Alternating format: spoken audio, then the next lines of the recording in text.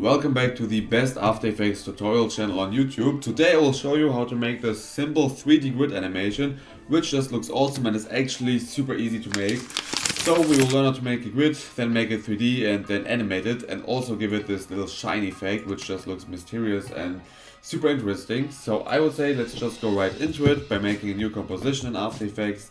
Let's just hit OK, and first of all let's add a colored background. Let's go with a dark color. I'll just use a dark gray for this example.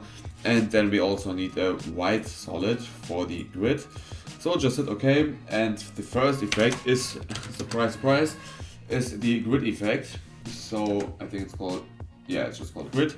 So just apply it and you can see by default we will get this 2D right in your face grid type of thing. And yeah, to make it 3D first of all, let's hit this cube button here, this thing, and if you don't see this, just press toggle switches until you can see these mode here.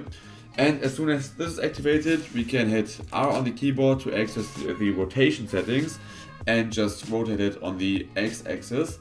And now this thing is already kind of 3D. Let's just give it minus 80 degrees for this example, or minus 70, whatever you prefer. But you can see it is 3D, but it's not moving. And of course we have these edges where there's nothing onto it, and this is not what we want.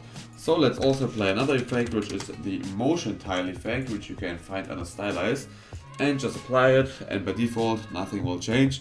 But as soon as you increase the output whiteness at height, you can see, this will just basically duplicate on the edges. And you can just put this wherever you like, how much you want of it. But yeah, this is cool. This will also increase the render time and make the whole composition a bit laggy maybe if you increase this too much, so keep it simple. And also we don't want it to actually be at the end completely, because as seen in the example, we want it to fade away. So you can just put this until the middle of the screen, or 2/3 maybe, just like that. And this is super cool. Now we can also animate this by animating the tile center. So let's go to the beginning of the animation, put in a keyframe at the default settings, then go forward to whatever you like, and then you can just basically, as you can see, just animate this the right thing here. And if we play this, we can see this will just move into nothing basically. But this is super cool. This is exactly what we want. But now we want this disappearance here to be smooth, so it should fade away instead of just stopping at this point which we choose. And yeah, this is also quite simple to do. To do that, we can just pre-compose this. But before we do that, let's maybe increase the border height so it's a bit thicker in the grid setting, maybe 7 or so. I think that looks good. Now let's pre-compose this thing. Let's just move all the attributes into the new composition and just hit OK. And now we can open this up, or we don't actually have to do that. First of all, you can select the pen tool and then just go a bit below this end line and put in a point here. Press shift to make a straight line to the other line, and then basically just cut this thing out just like that. And now we can see the edge is still really sharp, and to change that we can just open this up and increase the mask feather, and now we can see we get exactly the effect that we look for. And yeah, that's it basically for the grid animation. You can see this will move into whatever. I think it looks better if we increase the rotation even to minus 80 degrees, just like that. And now that's the example. That's what we want to see. Now it's even more, close to 90 degrees. But we then have to bring the mask down a bit, basically, just like that. And yeah, you can see this looks just super cool if it's animated. That's exactly what we want.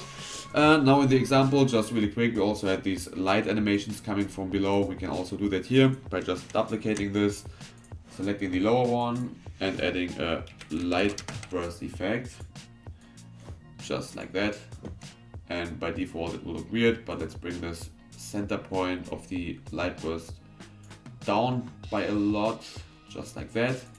Now we can see we have this light coming up, but this is not animated, so we can also add a fractal noise effect on top of everything, make sure this is above the light burst. Then we can increase the contrast to 500. Now we can see we get more of these detailed lights.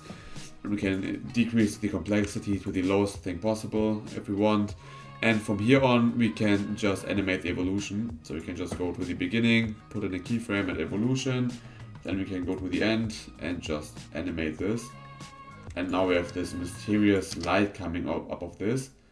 And this now will take obviously some time to pre-render. But it will look kind of cool if done, just like this one here. And then of course, if this is too much, you can decrease the opacity of this one if you don't want this to be super strong. But yeah, that's how to make this mysterious light effect as well. Now of course we can also just add a text. I'll just copy it because I guess you know how to make a text if this doesn't crash. And yeah, basically that's it.